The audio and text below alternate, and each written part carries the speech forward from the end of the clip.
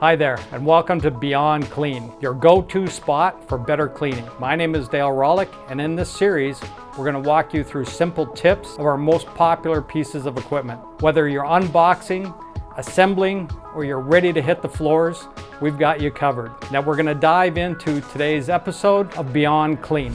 We have now the RBV 150NX, the battery version of the backpack.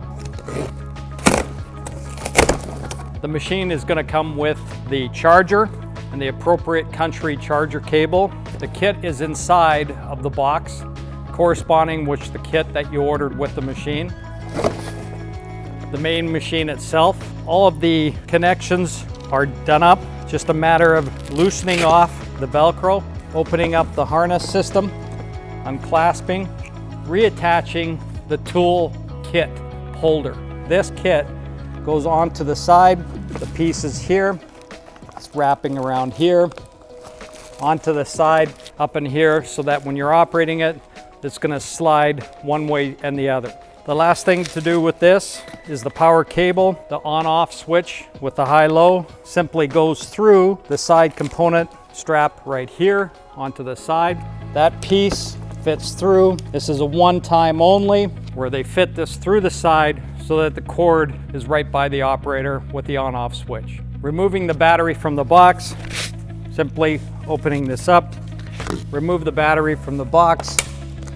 The safety instructions are inside the box as well. Installation of the battery, the safety switch is opened, placing the battery with the handle facing down, locking the battery into position, and then closing the safety latch onto here. Removing the battery, opening this up, and removing the battery. Unpacking the charger, the cable is separate for the country of origin. Removing the charger from the box, undoing the harness, removing the plastic cap, and simply placing the connector into the charger port. The kit for the RBV 150 depends on the model that was ordered. The one thing that remains the same is the hose connection when it comes out of the box.